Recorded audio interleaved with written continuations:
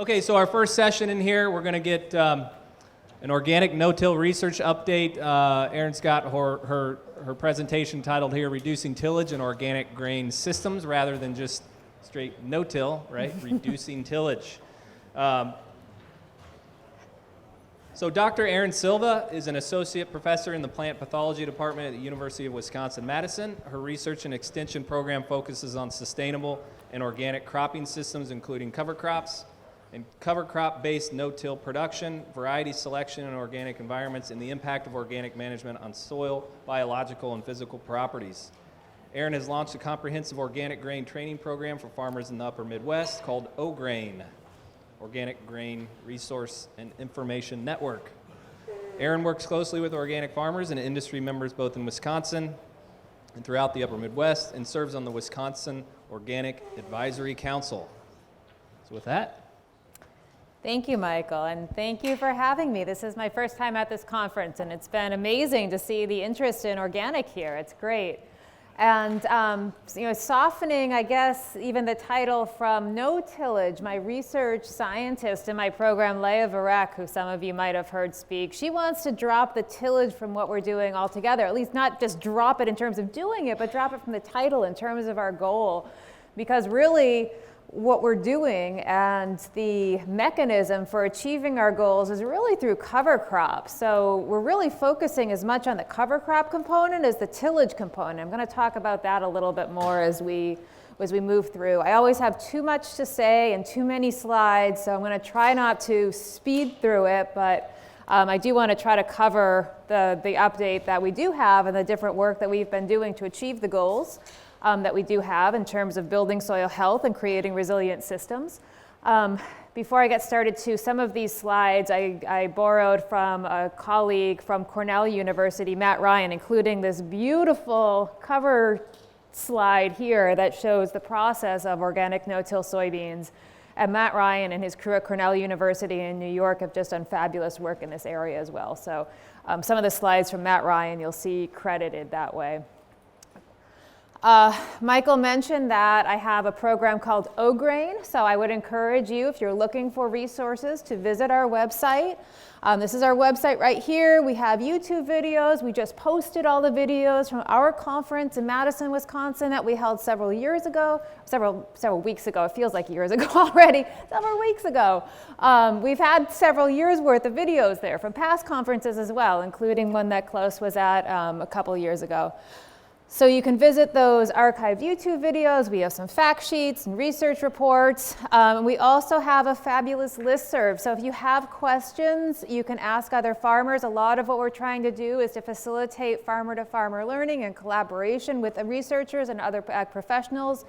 And the listserv has over 650 members and some really great discussion. And I noticed that Michael has it listed in a handout in your folders that has to do with no-till. At least it was in my handout. I think it's in everyone's handout.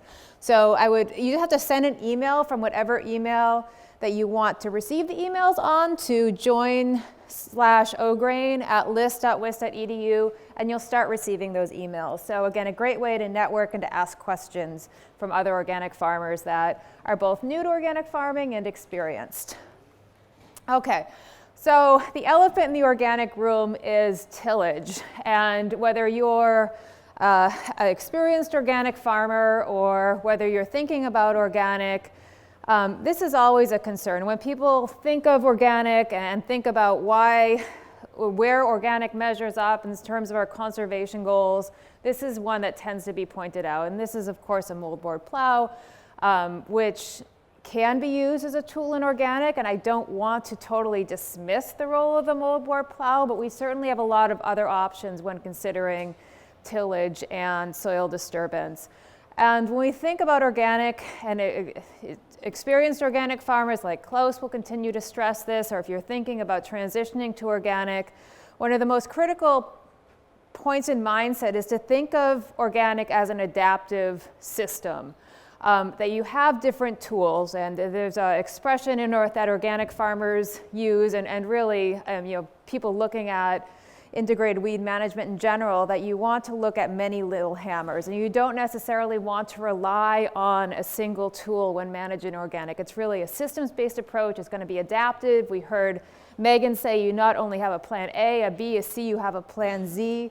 And you really have to look at these tools and look at these systems in terms of a context. I mean, another example of adaptive, Joel Groover, who does a lot of work in organic at Western Illinois University, he's moved away from even using the term crop rotation into crop sequence, because you don't want to be stuck in a cycle without adapting. You want to be moving forward. You want to be responding to the environmental conditions. You want to be responding to the fertility needs of your crop, your weed populations. You always need to be thinking and adapting and using the tools as they're appropriate in the system, and tillage may be an appropriate tool depending on what issues that you're addressing.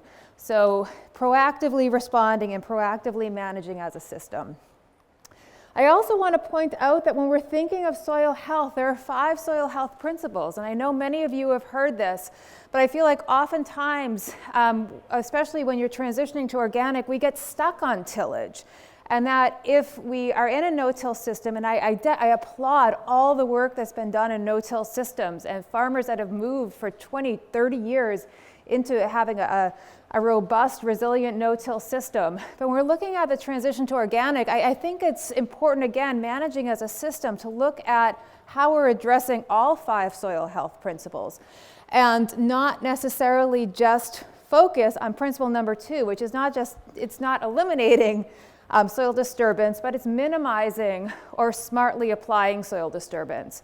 So when we're designing these systems and looking at where are we trying to proactively solve problems and address issues, we're also looking at soil armor and plant diversity. Plant diversity is huge, not only in terms of the crop row sequence and what you're growing and adapting that crop sequence depending on how you need to manage different weed or nutrient issues, or challenges, but also diversity in terms of cover crops and how those different cover crops, as Klaus was saying, they feed the soil differently. They exude different sugars and carbohydrates and nutrients. Their root systems interact with the physical structure of the soil differently.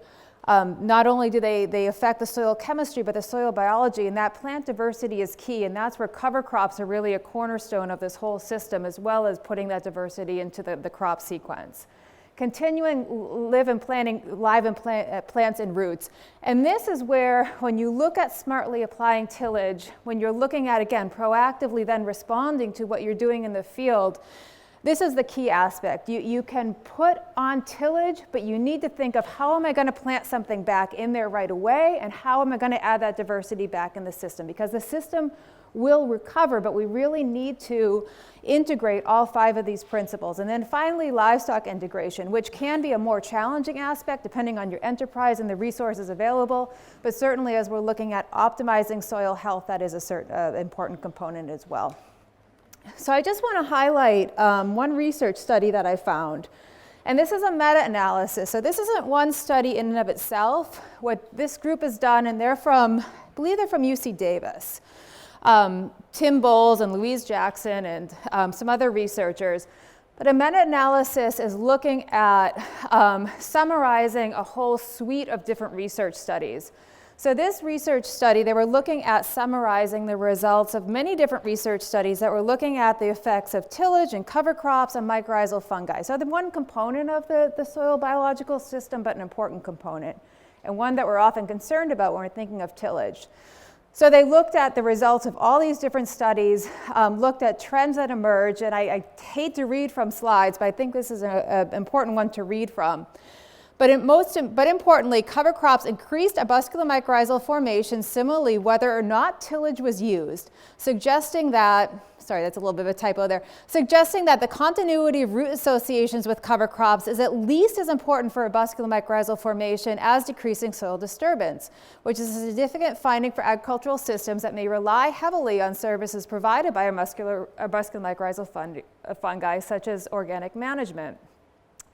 When a cover crop, especially a legume, is used in these systems, the arbuscular mycorrhizal formation in the cash crop can apparently withstand some tillage.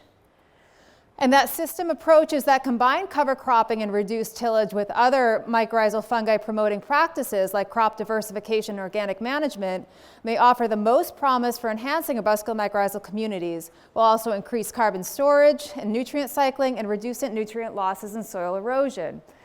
It just emphasizes that this is a system, and the diversity, the cover crops, feeding the microbes, that's what's going to help us reach the goals.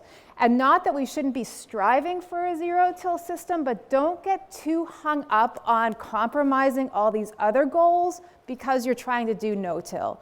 No-till is part of the system, it's a tool, but it doesn't necessarily have to be the primary tool to get us to achieving the superior soil health that we're striving for in our systems. So with that as a context, I'm going to talk about organic no-till and the work that we've been doing, but I just feel like people get too hung up on organic no-till and they're compromising other aspects of good management to just focus on the organic no-till component. Again, Leah, after working with me for the past 5 years or so, she doesn't even want to talk about no-tillage. She wants to talk about the cover crops and the diversity and the other important aspects of the system. But even with the cover crop-based no-tillage, it's a systems-based approach. And any systems-based approach, including organic in general, it's going to require greater attention, it's going to require advanced planning, and it's going to require adaptive management. And this adaptive management component is so critical to all aspects of the organic system. You're likely going to need new equipment, definitely for rolling, but also for planting. And that's another aspect of the system that we're finding is more and more important, or finding that we're more and more finding that's important. That if we don't have our planting equipment drilled in, that we don't have that optimized, it's harder to get the system to work the way we want it to work. You also may find different pests in the system. It doesn't work as well for perennial weeds and early weeds, depending on the biomass you have. Common ragweed can break through in the system, and you also may see different pests, like seed corn maggot. Armyworm is a big one that we see in this system that can be a problem, and also black cutworm. So I never know how much I need to put in the basics of organic no-till when giving these talks. The I&J roller crimper is the one that was developed in partnership with Rodale, so that's often the ones you see.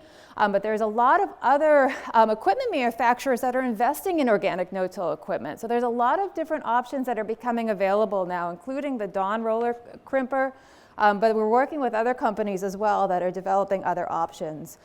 And rolling down that cover crop biomass, whether it's cereal rye or another cover crop, puts on that thick mulch that suppresses weeds through a variety of different mechanisms. So when we're looking at the matching of the cover crop and the cash crop, with soybeans, we've typically used a winter cereal grain. We've tried several different winter cereal grains, including winter wheat and winter triticale. Winter rye seems to be the one that keeps emerging as the standout.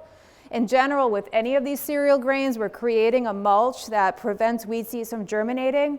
But allelopathy also plays an important role, and we particularly see that in cereal rye. I mean, there is no doubt that cereal rye has strong allelopathy, especially with small-seeded summer annual weeds. Not necessarily the same with all weeds, but with summer annual weeds, we definitely see this. There's also a mechanism of the cover crop itself depleting soil nitrogen levels to starve weeds. And this is something when you use this system, one of the things that you'll observe is that nitrogen deprivation, you also see that with the soybean. It takes probably until the middle of August for, I think, that soil biological activity to really kick in, that end to start to be mineralized, and your beans will look a little peaked for at least the first half of the season. But that same mechanism that's making your beans look peaked is also starving nitrogen from the weeds. There's so much interesting dynamics that we're just starting to understand between the choice of crop and how that affects nutrient levels and how that affects weed germination. I don't want to get off on too many tangents, but I think it was close too. You mentioned something about composted poultry manure, and I know that's a really popular option for nitrogen fertility into systems, but there's such interesting dynamics in terms of when you apply that poultry manure and how it's being used in the system. And I I thought it was the nitrogen that was causing flushes of weeds. A crop consultant, when I was talking at Minnesota a couple weeks ago, said it was actually the phosphorus in the system. I've found, and I've visited farms that have applied poultry manure, and I swear you would think they would have seeded a field of giant ragweed. And we were thinking, well, maybe there was a weeds that came in on the poultry manure, but the nutrients and how those nutrients become available also affect your weed populations as well. So I'm not sure how poultry manure fits in best in this system. Just a word of caution of trying to understand how these things all interact together. Data. He did. It was the phosphorus. It was a phosphorus. Okay, so there is data on that. There's so much. I was thinking with the nitrogen, but it's a phosphorus that's stimulating the weeds, and it could actually kind of flame up weed germination from applying the poultry manure. For corn, this has been a hard one for us to figure out in Wisconsin. I haven't seen too many farmers use hairy vetch with corn. There are some farmers, I think, in North Carolina that are doing it. The Rodale Institute has gotten it to work. Hairy vetch as a fall seeded cover crop, rolled, and then corn planted at the time of rolling. From what especially my colleagues in North Carolina have found, it's important to supplement manure or compost in this system. One of the challenges with getting the system to work with corn is trying to figure out how to get the right end source in.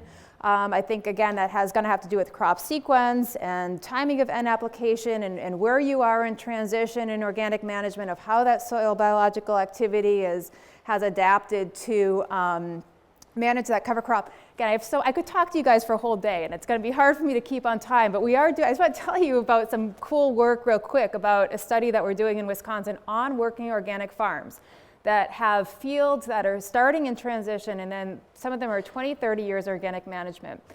And what we're doing is we're taking different cover crop feedstocks, and we're taking the soils from those different farms with the different soil biological communities, and we're feeding them those different cover crop feedstocks.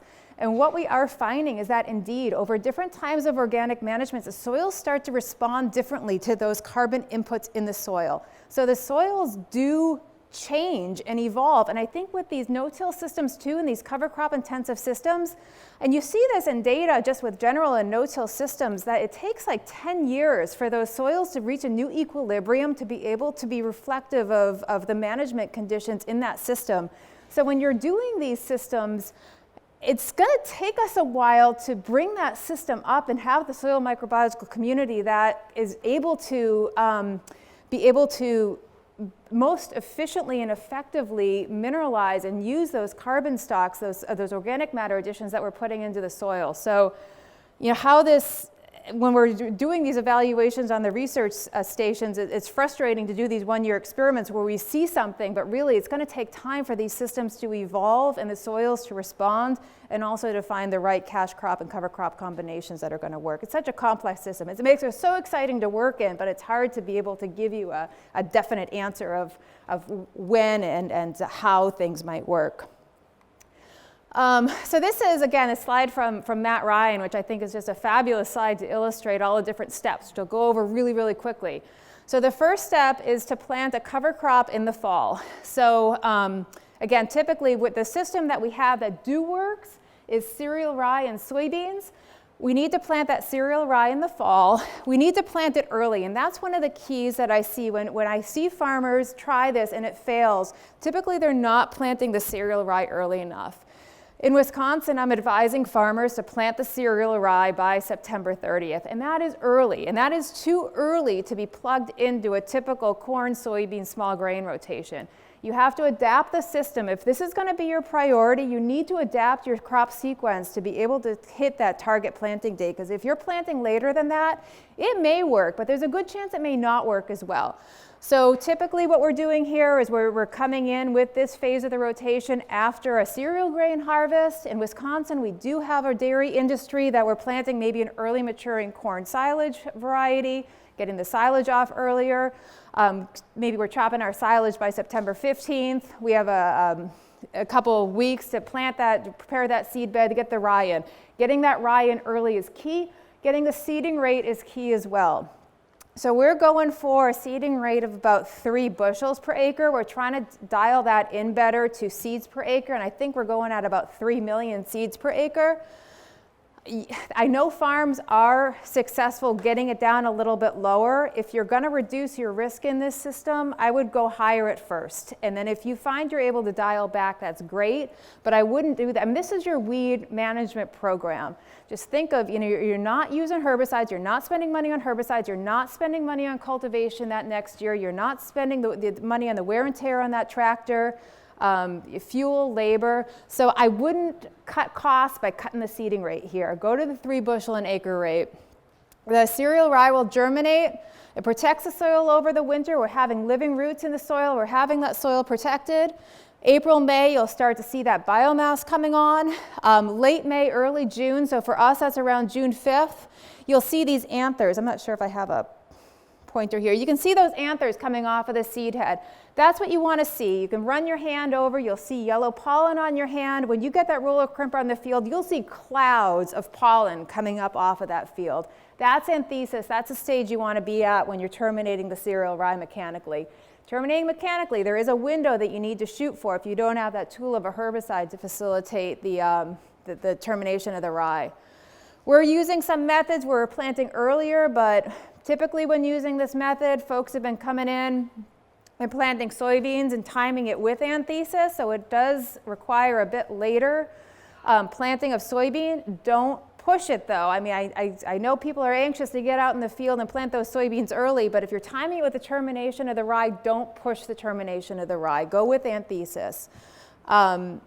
There's different ways of planting. Some people crimp, have a front-mounted crimper, will crimp and have the planter behind, will plant into that residue. Again, so much of this comes down to planting and optimizing your planter. So if you don't have a planter that has a precision planter that you're able to get good down pressure on, what you might want to do is plant through that standing rye like you're planting green, then come over and roll it, because you're probably going to get better seed to soil contact that way, even though it's a 2-pass operation. And you're going to want to put those soybeans on heavier too, about 225, 250,000 seeds per acre. So again, don't save costs by skimping on seeding rate. Those soybeans will come up through the mulch. It does take a while for these to come through, so it can be a little scary at first because the soil temperature is cooler down there. It takes a few weeks for those soybeans to come up. But if it all lines up well, if you especially, it's really dependent on the biomass. So if you're planting that rye early in the fall, you're planting it heavy, you should get like the second picture there from the right, that beautiful rye mulch, the soybeans coming up, and then you don't have to do any cultivation. You'll get your weed suppression through the rye, and then you're able to combine the beans. So this is a photograph of just showing that importance of that earlier planting date. This was from Stephen Mirsky and Bill Kern in Pennsylvania. All these dates on the top, these are planting dates of the cereal rye. So they're going even as early as late August here. And you can see that range of planting dates of the cereal rye. This is probably about 3 bushel an acre from August 25th to October 15th. These were then the photographs were actually taken on April 1st. Look how different they look. Which of these photographs do you think is going to suppress weeds better and put on rye more biomass? So not only are we aiming here for the biomass, but you can see, and this is where common ragweed that tends to germinate earlier, probably early to mid-May, when the rye biomass is not as tall. There's still sunlight reaching down through there. That something planted around September 15th, you have a lot more ground cover early that's going to suppress those early germinating weeds even before that you're roller crimping. But you can also imagine too how much thicker this is going to give you in terms of biomass and reaching that biomass goal of about 8,000 to 10,000 pounds per acre. So I don't want to see people planting in Wisconsin much later than September 30th. Again, we're kind of looking at fields on April 1st looking like this. So if you're coming in the spring and seeing something more like that October 15th, adaptive management, you may not have planted early or thick enough, and you may want to turn that under as a green manure and do something different. Don't get so stuck that you're going to do no tillage to compromise your weed management. Go ahead, Klaus. There's gaps on September 15th and even on September 25th that are going to make ragweed. They will. These will make, but they won't make ragweed too bad. But we could do better with equipment if we had better planting equipment for the cover crop. Totally, yes, yeah. We were just talking outside in the hallway. It was so much, I think, as we're going, there's so many cool things in organic in terms of technology and optimizing. You know, organic is so hard to give it I think it's so hard to have it given a fair shake because, you know, we've invested in optimized equipment and technology for a conventional system. Just imagine what we can do if we invested technology and equipment into a cover crop intensive organic system. Where would we be now if we had done that 50 years ago in a totally different place? So we need to, and there's people that are doing it now. It's so exciting to see that there are companies that realize this is the way agriculture needs to go, and we're getting that technology and equipment. But we're years behind, but I feel hopeful we're going to get there. But the planting technology and getting it set up is key. Yeah, I could have to be careful to keep on track. I have like 15 more minutes. This is going to be dangerous. 20 minutes, okay. But this is the ragweed that Klaus just mentioned coming up through those gaps. You can see the gaps here in the cereal rye. I hope you can see the gaps here. Ragweed's going to take advantage of that if you don't have that thick mulch.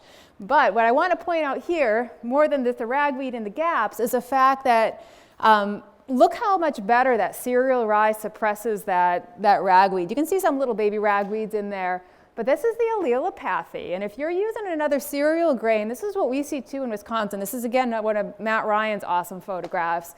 But the rye allelopathy is definitely a real thing.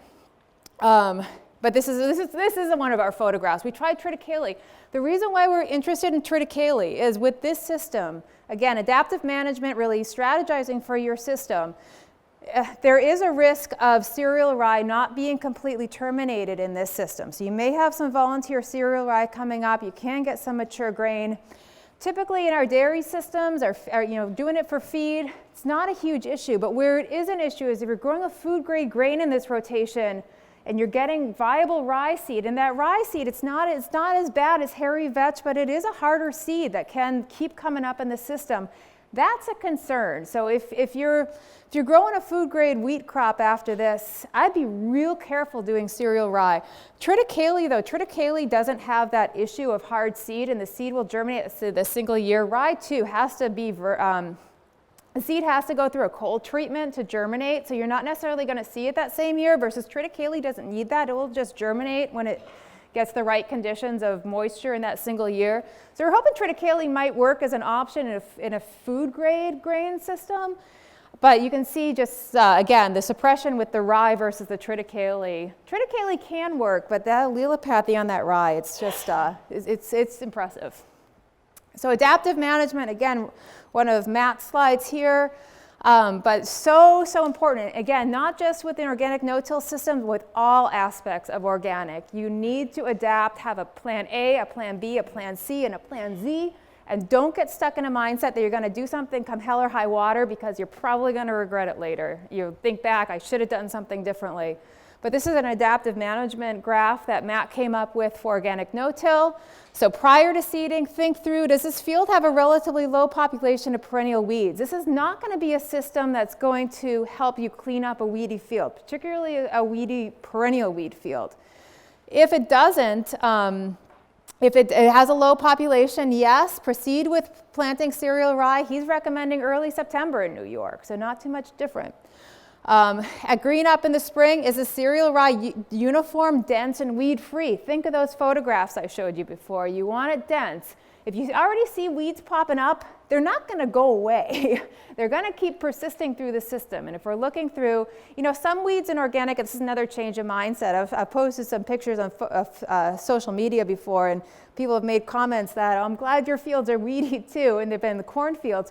Honestly, if there's some weed pressure in my organic fields, if they're weeds that are easy to manage, if they're not going to go to seed, it's just more diversity in the system. I don't care if there's some weeds in my field.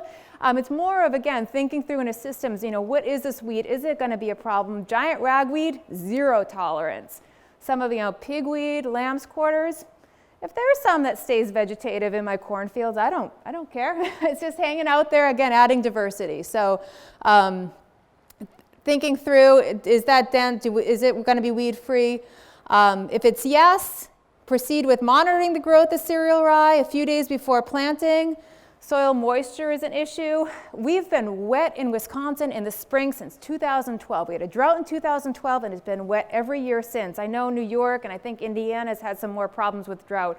If it's exceptionally dry, or if you see a prediction for a stretch of dry weather, I'd be more cautious proceeding with this because the cereal rye does pull out soil moisture. So we're trying to get more data to help drive these models, but these are some of the sorts of decision-making processes you need to make.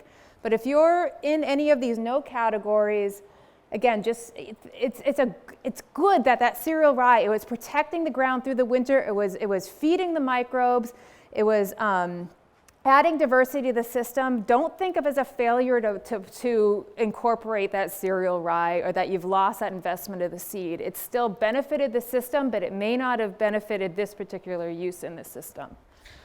So the next step I'm going to talk about, anthesis. Anthesis, again, critical to terminate at anthesis to get good uniform mechanical termination. These are, again, one of Matt's photographs. I think this one's from Pennsylvania, though, where you can see on the left here that rye was rolled too early. This is what you're going to see. You're going to see a lot of regrowth. This may not compete with the soybeans that year. So honestly, in some systems, I might not even care about this. But particularly in a system with a feed grade or a food grade cereal grain, like a food grade winter wheat crop, I would be concerned about this. But effective termination, this is what you can see if you wait till anthesis.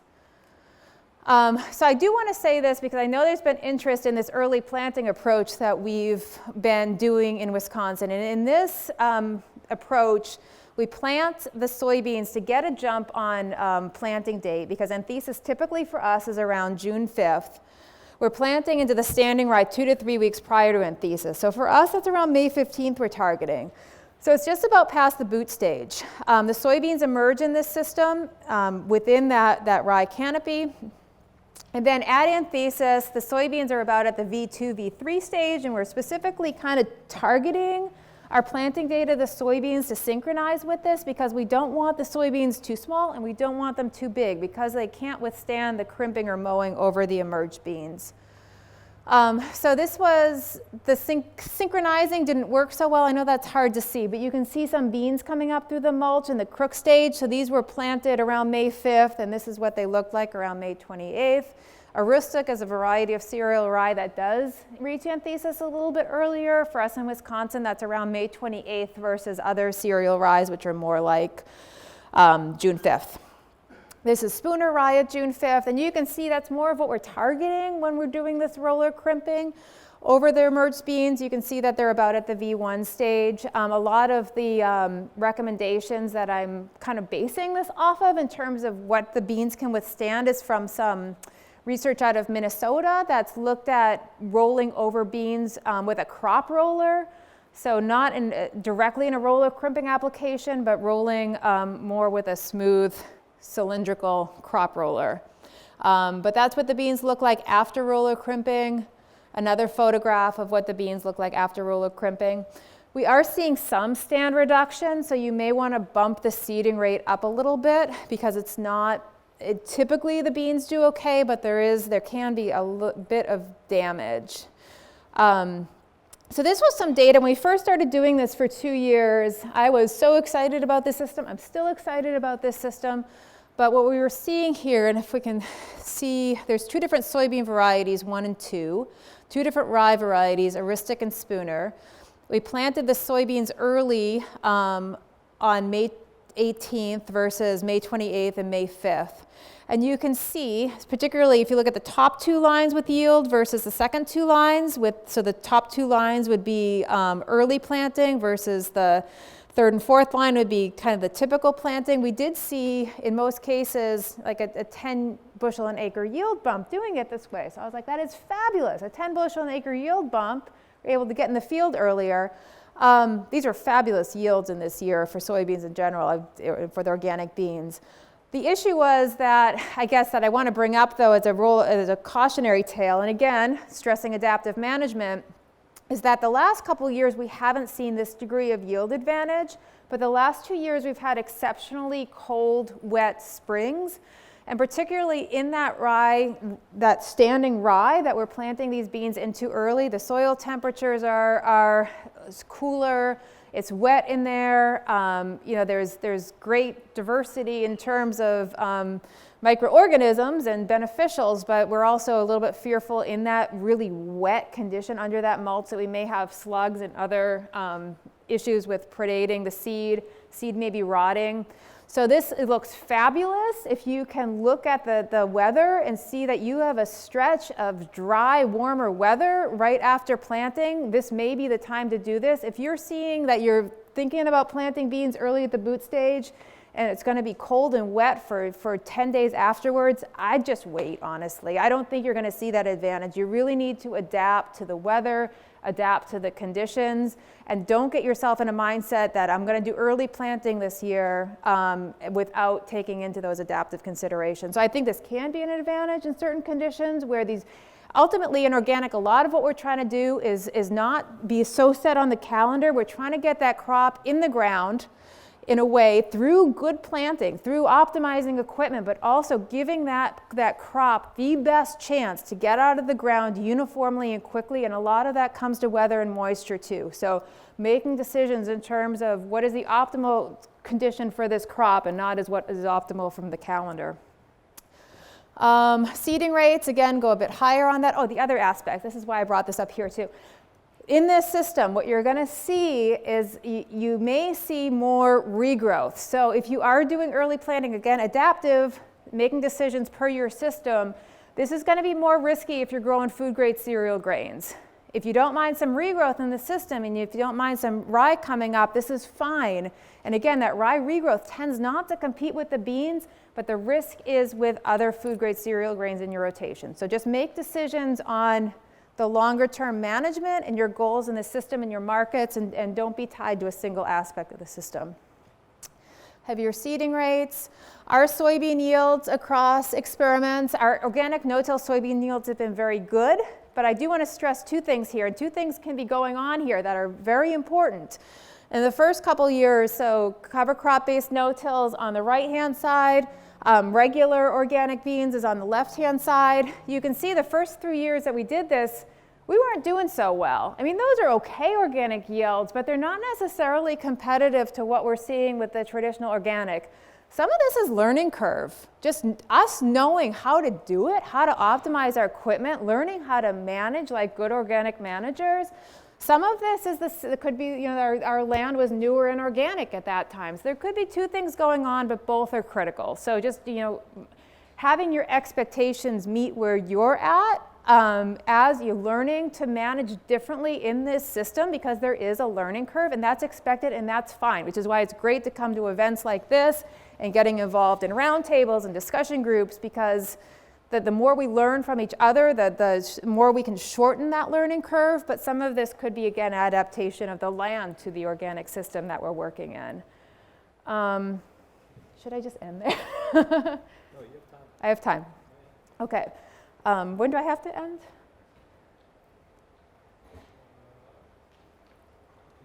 Okay, 2:25. Okay. So talked a bit about planting equipment. Don't have too much to say other than, again, looking at the system, when we talk about a no-till soil seed bed, we're talking about a more challenging environment. So in organic in general, optimizing planting, optimize stand density, optimizing, you know, good emergence is critical for the weed management perspective of the system. It's also important in this aspect as well. So in the no-till seed bed, we have a harder soil, we have more compaction, there's more variable soil moisture. The buffered soil temperatures may be cooler. We could be, depending on our strategies, trying to plant through a thick rye mulch. There's also, it's not just the above ground that we can see that is not only an important benefit to the system, but also creates the challenge. We have a lot of below ground root mass in there, which is awesome in terms of building our soils, but it also can make for a more challenging planting condition. This is, again, one of Matt Ryan's great slides here. So when we're looking at planting and equipment considerations, again, from the roller crimper's perspective, there's a lot of different options out there. We haven't necessarily compared these side by side, but they do have different advantages. We hope to learn more about how these may be more optimal for different systems because I can't say one is better than the other, but some may be more optimal. For instance, one of the benefits I've heard from the Dawn equipment, particularly in some of our hilly areas of Wisconsin, is it may be able to better adapt pressure to more variable field conditions versus the Dawn roller crimper may be better for a flatter field. But we haven't done a lot of experimentation in terms of what equipment is optimal for what setting. In terms of other equipment considerations, for the planter, do not use row cleaners. Adequate downforce is absolutely critical. You need to get that seed in the ground, and ideally, particularly as we're trying to adapt these into corn systems, getting a uniform stand and getting that seed placed so that it's in an optimal soil environment is key. So either adequate downforce on the row unit versus the parallel linkage arms, or ideally dynamic downforce is preferred. Coulters is something that we're still doing research on. This is preliminary data, so I think there's more work to be done. But we actually found, I guess, that having no coulters actually worked better. But Matt has some other recommendations on coulters. So there's still a lot of work we need to do to optimize to these systems. But this is what we're trying to do. We're trying to get even seed singulation and even depth. We're trying to optimize that seed, that environment the seed is in to get a uniform stand. I'll talk a little bit about no-till corn. Like I mentioned, Rodale has pioneered this. We have not gotten this to work in Wisconsin. I'd be curious to know if anyone's gotten this to work off of Rodale. I've seen some pictures. What doesn't work for us in this circumstance is the hairy vetch. Hairy vetch for us in Wisconsin, we can plant it in the fall early. I'd again recommend planting it by the end of August, even a little bit earlier in this case. For us, it does not get to a stage where it reliably mechanically terminates with a roller crimper until about June 20th, which is just too late for corn, because we have the same challenges in corn as we do in soybeans, where even if you plant the corn on June 20th, which is already exceptionally late, it takes longer for that corn to come up. So this is just off the table for us. But I don't know how it would work here in Indiana. It might be an option. Rodale's gotten it to work.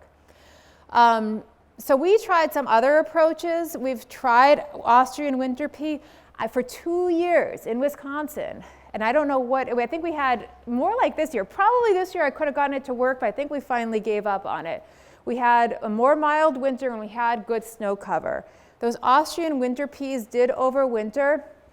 It was fabulous. It was the best roller crimp crop because those roller crimp for us around May 25th, where they reached, for any of these legumes, they have to be a winter annual legume, and they have to be, they have to reach full bloom before you, even early pod stage, before you can roller crimp and mechanically terminate them. Winter peas were gorgeous. They put on a ton of biomass. The biomass persisted after roller crimping. We got good nitrogen availability in that crop, but we just can't get Austrian winter peas to overwinter consistently in Wisconsin, even with a nurse crop, which we tried with winter rye. So the peas winter killed, so we came in instead and put in medium red clover, which we didn't expect to terminate with a roller crimper, but we were trying to do more of an interseeding situation. And then we just tried a treatment where we used a medium red clover crop that had been underseeded in a small grain crop the previous year, which works fabulously for us. I mean, it's just kind of a no-brainer practice with diversifying cover crops is to plant them and to underseed them in a small grain.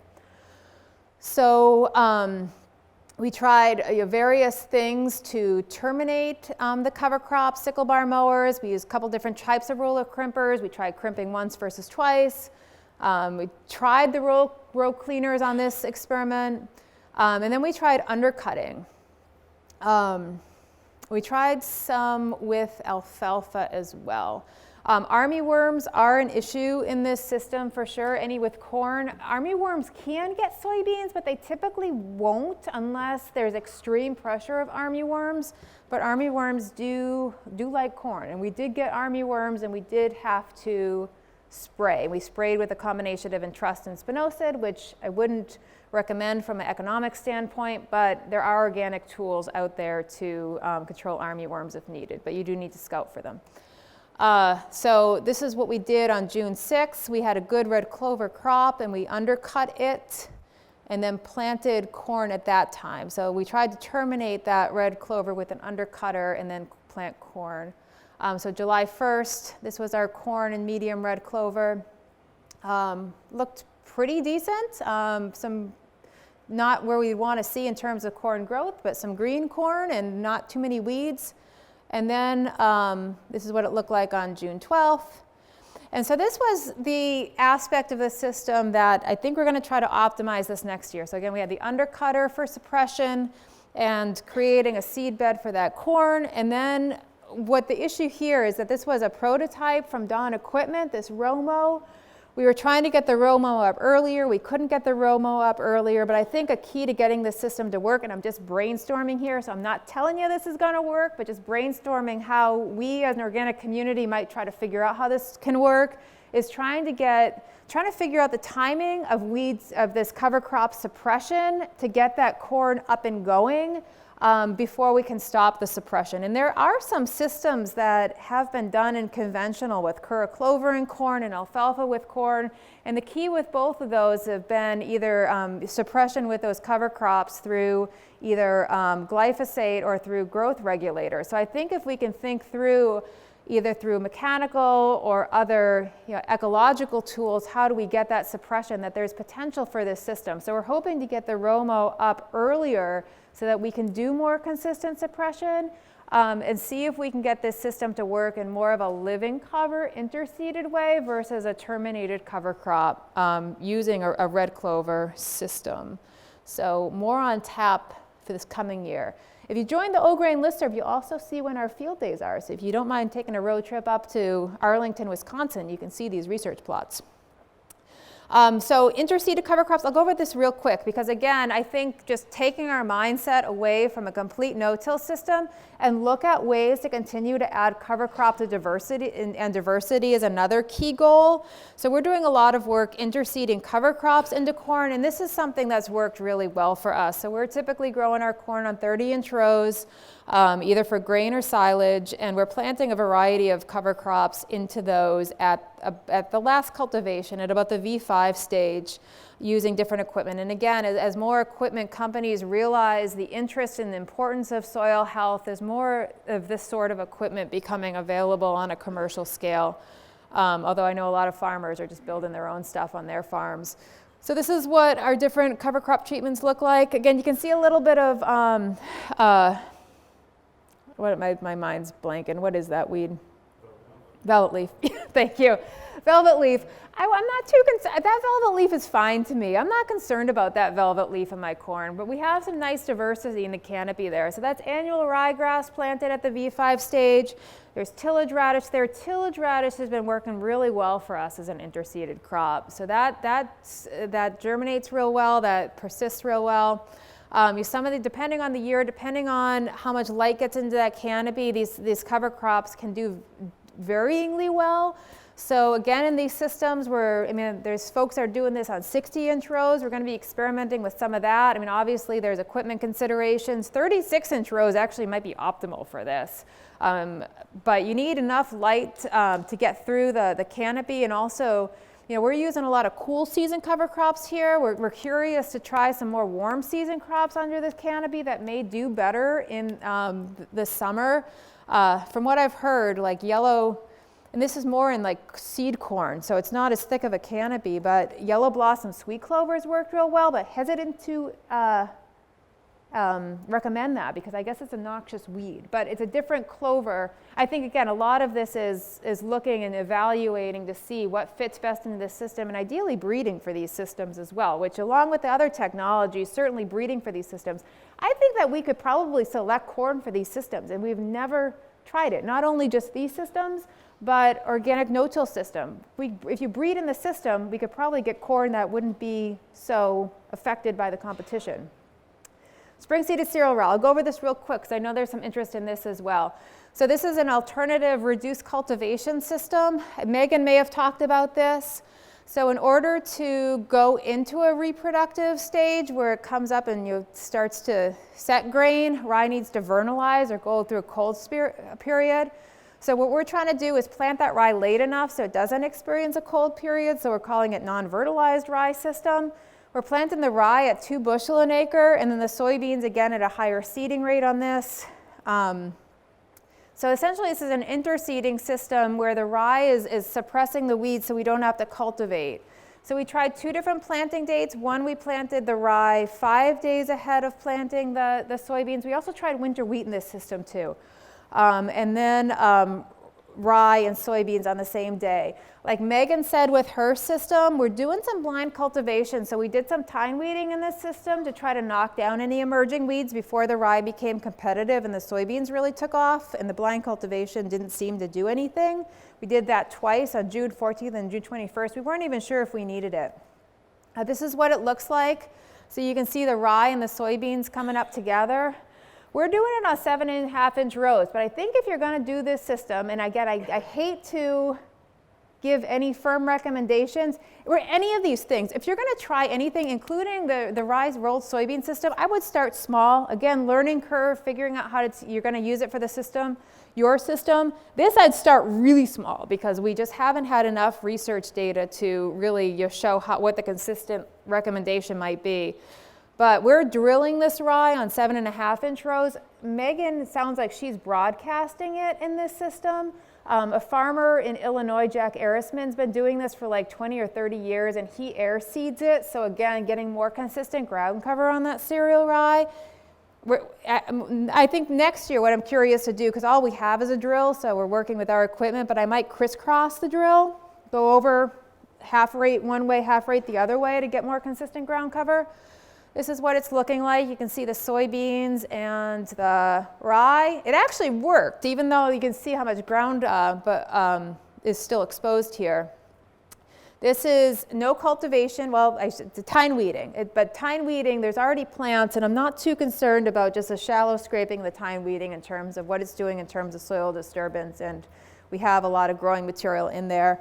But we didn't have to cultivate, so instead of doing our 5 soil disturbance episodes of tine weeding, rotary hoeing, and row cultivation, we just did the tine weeding. And so there's rye growing there between the soybeans, adding diversity too. So think of the multiple benefits here. This is what the rye looks like mid-season. So I think as Megan said, the rye gets about 1 foot tall, doesn't ever set grain because it doesn't vernalize, and then it dies back and forms this mulch. So we did no cultivation, but you can kind of see that residue there, adding carbon back to the soil, adding diversity, feeding the microbes in a different way. Our biomass of weeds, rye planted the same day worked better, and again, rye worked better than wheat, and I think that's due to the allelopathy here. So we got good, pretty much comparable weed control to our typical cultivated system. And these were our yields. And this is my last slide. So control, which is typical organic cultivation, 54 bushel an acre. And this is past year, so we're pretty happy with this. And then rye planted the same day with just the 2 tine weedings, we got 52 bushel an acre. So I think this has promise, but we have a lot of kinks to work out. But this is where the O-Grain listserv has been awesome, because farmers have been sharing their experiences of what works and what doesn't work. We might hear some of that in the panel too today. So that's it. Okay. You made it. I made it. Okay, so we're right up against time when we need to start with our panel. And so rather than taking questions right now just for Erin, why don't we jump into our panel? She's going to be part of the panel, and so those questions can be reserved for that. But let's show Erin our appreciation for that great presentation.